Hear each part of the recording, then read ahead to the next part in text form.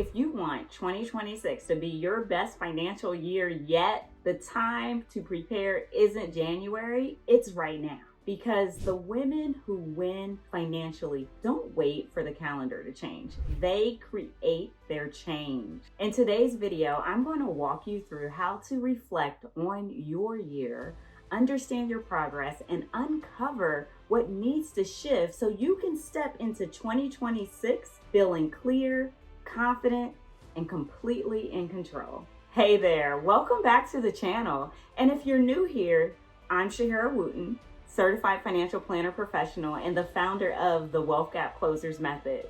I help high-achieving Black women in STEM build financial clarity, peace of mind, and wealth that aligns with their purpose. So if that speaks to you, go ahead and subscribe and tap the bell. Now, let's talk about 5 steps to make 2026 your best financial year yet. Step 1, reflect on your money narrative. Before we look forward, let's look inward. Ask yourself, what beliefs guided my financial decisions this year? Did those beliefs support the woman that I'm becoming? And what lessons do I want to carry into 2026? Here's the truth. The story you tell about money determines the choices you make with money. So tell me in the comments, what's one financial habit you're leaving behind in 2025? I want to cheer you on. Step 2, clarify your values and craft your statement of financial purpose. Have you done that? Your values are your direction, your compass. So complete this sentence. I want to have the financial freedom to blank so that I can blank while staying true to my values of blank and blank. And you can do 3 values if you want. That right there becomes your mission statement for 2026, your decision-making filter. Now for step 3, create your SMARTY possibilities.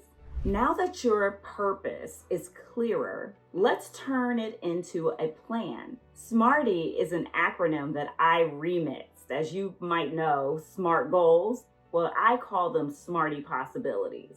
And SMARTY stands for specific, measurable, attainable, realistic, and time-bound. And then I followed it up with your why. But here's where it gets real. Most goals fail because they're not connected to a deep enough reason. So let's use the 5 whys where you're gonna pick a possibility, something that you imagine doing, and ask yourself, why is this important to me? Then you're gonna write that answer.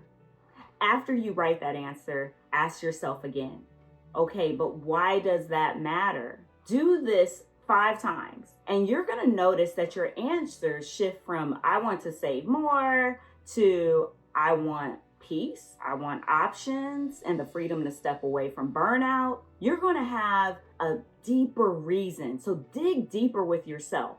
And so here are some helpful ways to ask why. So why does this matter in my day-to-day life? Ask that. Why now? What changed in me? Why does this matter for my peace or future self? Why would not achieving this impact my life? By the 5th why, you're no longer just setting a goal. You're really imagining the possibilities and you're declaring your identity. So step 4, check your financial vital signs. So think of this as an annual financial checkup. You want to look at your debt rate, which are your debt payments divided by your gross monthly income, and that should be under 30% or 0. So this keeps your cash flow flexible. And then your savings rate, that's the total monthly savings that you have, plus your investment savings divided by your gross monthly income. And that should be in double digit. This is really your wealth building engine. Now let's talk about your emergency fund, which is a big aspect of financial security. And that's having cash savings divided by your monthly expenses. Your goal should be anywhere from 3 to 6 months, and it could be longer in the type of of economy that we have now. This gives you peace and options, and that is the goal. Another is going to be your net worth. That's your assets minus your liabilities, what you own minus what you owe. And the goal here is to grow that year after year and monitor that on a quarterly basis at least. But if you don't monitor it on a quarterly basis, challenge yourself to try monitoring it on a monthly basis. What I see is that this really shows real progress. It's not just about income. The other aspect is your liquidity. You do want to look at how liquid are you? Is everything in checking and savings accounts, brokerage accounts, or do you have everything in qualified accounts like retirement accounts, your 401ks out there, HSAs, Roth IRAs? You need to have a healthy balance in those areas. So double check, are you liquid? Do you have liquidity? Step 5 would be design the life you actually want. So to me, this is where the magic is, right? It's an opportunity to imagine, and our imagination has no limitations to it. Based on your purpose, you've already created your statement of financial purpose, you have your possibilities and your financial vital signs. Now ask yourself, what does the next chapter of my life look like? Is it a sabbatical? Is it a career pivot? A lifestyle upgrade? More investing? More rest? More freedom? See, your finances are meant to support your joy. It's not meant to restrict you. So having a healthy relationship is important. Now, if you want support building your 2026 financial freedom blueprint, then I want you to go ahead, book your strategy session